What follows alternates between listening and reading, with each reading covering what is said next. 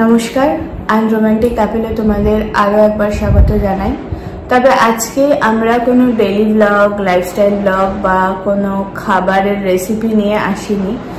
তোমরা জানো এর মধ্যে আমি বড় ভিডিও কমই দিতে পেরেছি। তার কারণ না, আমাদের দুজনের মনটাই ভালো নেই। মানে একটা বড় ভিডিও করতে গেলে যে মনের আনন্দটা দরকার লাগে, সেই আনন্দটা আমাদের নেই।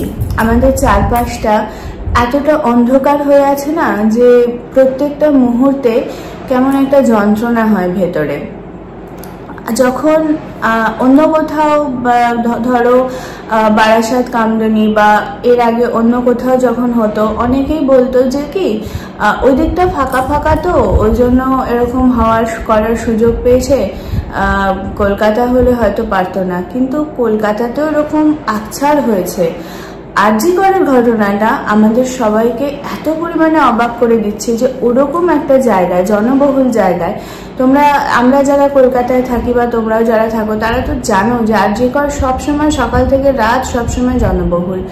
ওরকম একটা হসপিটালে এইরকম একটা ঘৃণ্য ঘটনা কি করে ঘটতে পারে?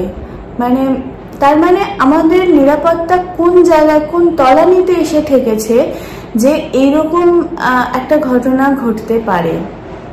আমি বলছি না যে একটু মানে গ্রামের দিকে বা ফাঁকা কোনো জায়গায় যেটা হয় সেটা মানে সেটাও হওয়া যায়, আমি সেটা কিন্তু একবারও বলছি না। আমি বলছি তখন অনেকে বলে যেটা ফাঁকা জায়গা, বা আমরা মেয়েরা বাইরে থাকলেও বাবা মায়েরা অনেক সময় চিন্তা করে যে রাত হয়ে গেছে, নির্জন, তাড়াতাড়ি বাড়ি চলে আয়, এরকম একটা চিন্তা ভাবনার মধ্যে থাকে। এই চিন্তা ভাবনাটা আমি মনে করি মেয়ের বাবা মারা আর করো না।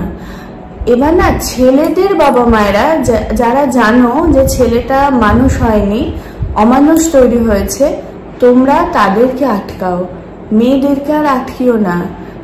কারণ কি, এরকম যারা নরপিশাচ হয়, যারা কাপুরুষ হয়, তাদের কাছে সকাল বিকাল সন্ধ্যা রাত কোনো ব্যাপার না। তাদের কাছে মেয়েরা শাড়ি পরে থাকলেও কোনো ব্যাপার না, মেয়েরা শর্টস পরে থাকলেও কোনো ব্যাপার না, কুর্তি পরে থাকলেও ব্যাপার না, মেডি পরে থাকলেও ব্যাপার না। এখানে ম্যান্ডেটরি নয়, এখানে মানসিকতাটাই দূষিত। এখন মানে আমি বলতে চাই যে মেয়েদেরকে না আর ওই জায়গায় থেকে বেঁধে রাখার জায়গাটা বোধহয় আর নেই। তো আমাদের মনটা খুবই খারাপ, কারণ এইসব ঘটনা ঘটেই যায়, কিন্তু এর সঠিক বিচার কটা মেয়ে পায়, কটা পরিবার পায়? অনেক বেশিরভাগ ক্ষেত্রেই দেখা যায় কি অপরাধীরা কিছু সময়ের জন্য হয়তো শাস্তি পায়, তারপরে তারা মাথা উঁচু করে ঘুরে বেড়ায়। এটা আরো দুঃখজনক। আমরা যারা ডেইলি বেসিসে বাইরে যাই, আমাদেরকে প্রত্যেক মুহূর্তেই না অনেক প্রতিকূলতার মধ্যে দিয়ে যেতে হয়। তো এই ব্যাপারগুলোই মানে এখন আর ভালো লাগে না, ব্যাপারগুলো বড় ঘৃণার একটা জায়গা চলে এসছে।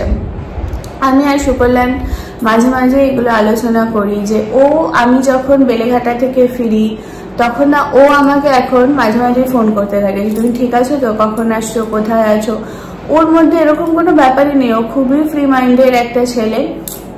মানে আমিও ওর কখনো কোনো স্বাধীনতায় হস্তক্ষেপ করিনি আফটার ম্যারেজ। ও আমাকে কখনো আমার কোনো কাজে, কোনো স্বাধীনতায় কখনো হস্তক্ষেপ করেনি। স্বাধীনতা তো প্রত্যেকের থাকে, কেউ কাউকে স্বাধীনতা দিতে পারে না, কিন্তু স্বাধীনতা হস্তক্ষেপ করতে কিন্তু অনেকেই পারে, যেটা আমরা দুজনের ক্ষেত্রে কখনো করি না। কিন্তু ইদানিং ও খুব চিন্তায় থাকে যে না, কোথায় আছো, তাড়াতাড়ি এসো বা সাবধানে থেকো। কারণ চারপাশটা ওই যে বললাম যে খুব বিভীষিকাময় হয়ে রয়েছে। যাই হোক, কিছু আরো অনেক কিছুই বলতে ইচ্ছা হয়, বলতে ইচ্ছা করে, কিন্তু আমি আর এখন বেশিক্ষণ কথা বলবো না। এখন বাজেও হচ্ছে রাত, কটা বাজে দেখো।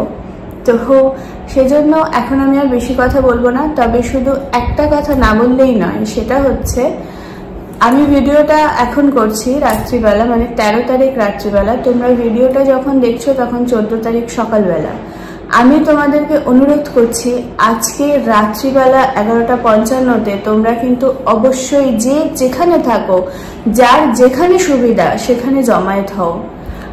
14 তারিখ 11:55-তে পুরো পশ্চিমবঙ্গ জুড়ে বিভিন্ন উল্লেখযোগ্য জায়গায় প্রতিবাদ জমায়েতের আয়োজন করা হয়েছে বিভিন্ন সংস্থা থেকে।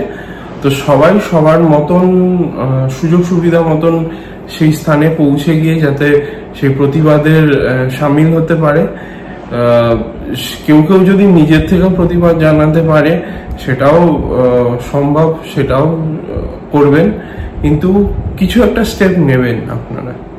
কারণ কি যে আমাদের আর কিছু করার নেই, আমাদের টোটাল দেওয়ালে পিঠ থেকে গেছে, আর কিছু করার নেই, এবার ঘুরে দাঁড়াতেই হবে।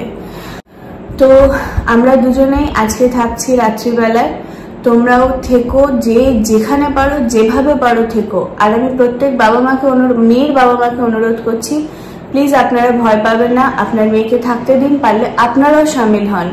আপনাদের ঘরে বা আমাদের ঘরে দুর্ঘটনা ঘটার আগেই আমরা যদি রুখে দাঁড়াই তাহলে হয়তো অনেক এরকম নির্ভয় প্রাণ বেঁচে যেতে পারে। তো অবশ্যই আজকে আশা করব তোমাদের সঙ্গে দেখা হবে, আমরাও থাকবো। আমরা কোথায় থাকবো এখনো কিছু ঠিক করতে পারিনি, হয় কলেজ স্ট্রিটে বা একাডেমি চত্বরে কোথাও একটা থাকবো। আমাদের বাড়ির কাছেও হচ্ছে, বেলঘড়িয়াতেও হচ্ছে, বেলেঘাটাতেও হচ্ছে, কিন্তু ওর আমার ইচ্ছা হয় একাডেমিতে থাকবো, না হয় কলেজ স্ট্রিট চত্বরে থাকবো। তাই কোথায় থাকবো এখনো ঠিক করিনি, কিন্তু কলকাতার পথেই থাকবো কোথাও একটা। তোমরাও সামিল হও প্লিজ, পায়ে পা মেলাও, আর কিন্তু কিছু করার নেই। তাহলে দেখা হচ্ছে আপনাদের সাথে। সবাই ভালো থেকো, সুস্থ থেকো এবং কাছের মানুষদের ভালো রাখার চেষ্টা করো। আজকে এখানেই ভিডিওটা শেষ করছি, দেখা হচ্ছে পরের ভিডিওতে।